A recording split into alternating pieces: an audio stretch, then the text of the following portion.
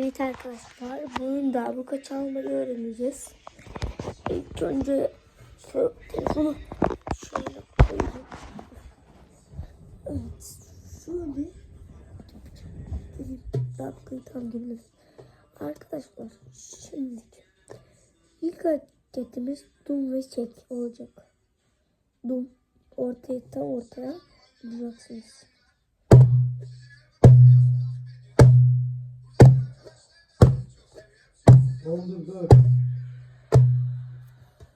Ve arkadaşlar ikinci hareketimiz tek.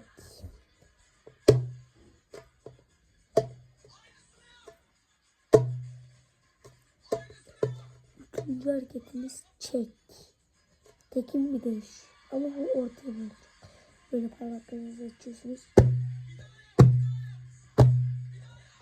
Böyle öğrenmeyi deneyeceksiniz.